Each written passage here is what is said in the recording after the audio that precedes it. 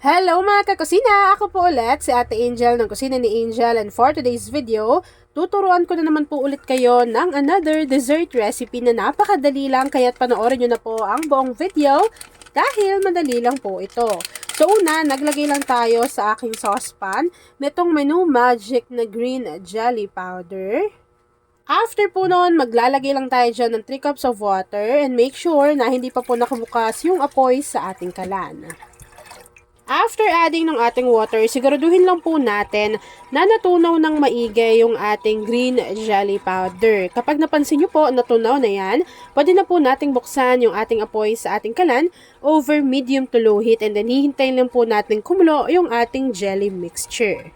So habang hinahalo ko yan mga kakusina at hinihintay po na kumulo yung ating mixture, please don't forget to like and follow yung ating Facebook page, Kusina ni Angel. Kung meron kang Instagram, paki-follow na rin ako doon, Kusina ni Angel. At kung gusto mong matuto pa ng iba pang mga recipes o kaya naman gusto mong mag-share ng mga niluluto mo everyday, pwede kang sumali sa ating Facebook group. Andyan lang po yan sa ating Facebook page. And yes, marami sa inyo nagtatanong, Miss Angel, saan nyo po ba nabibili yung ninyo, mga gamit ninyo? For example, itong ating saucepan. Inilalagay ko yan dyan sa ating basket kasi po, dito sa YouTube, pwede na po kayong magbili or bumili ng mga products na ginagamit namin. For example, nagustuhan ninyo, kunwari itong ating saucepan, ilalagay ko dyan kung saan ko siya nabili. And paano nga bang mag-purchase or bumili dito sa YouTube? So, ito po, meron tayo dyang example. Kunwari sa TV kayo nanonood, yung basket po na sinasabi namin, inilalagay po yan or makikita nyo po yan sa right side po ng inyong screen.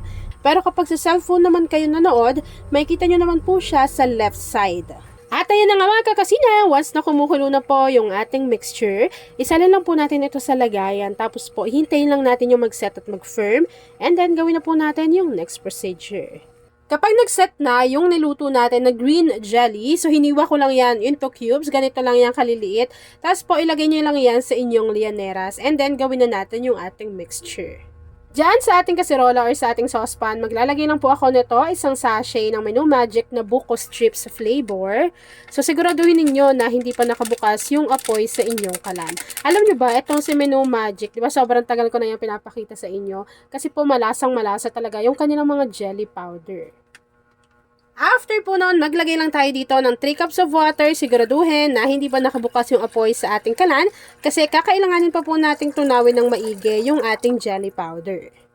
Ayan, so maliit lang yung nilulutuan ko, pero nasa sa inyo naman yan. Kung gusto niyo ng maramihan, pwede nyo pong doblehin yung mga ingredients na sinabi ko para mas magdoble din yung magagawa ninyo. Maglagay naman tayo dito ng condensed milk. So ito po, 380 grams yung ilalagay ko dyan.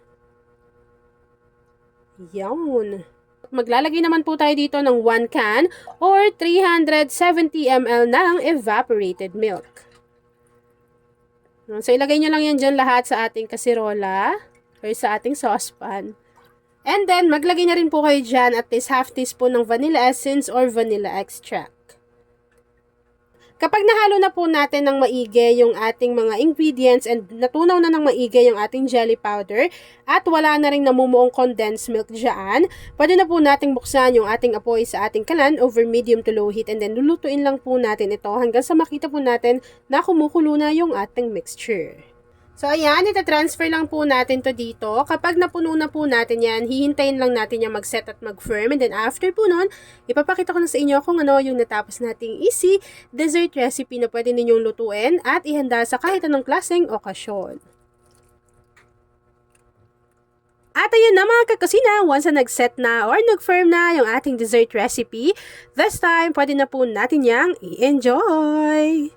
At ayun na mga kakusina, tapos na naman po ang ating easy dessert recipe na buko pandan jelly ref cake. Kung nagustuhan mo yung ating video, please like and share this video. At kung hindi ka pa nakakapag-subscribe sa aking YouTube channel na Kusina ni Angel, please click subscribe button, click mo na yung notification bell, click all para lagi kang updated sa bawat na-upload kong mga videos.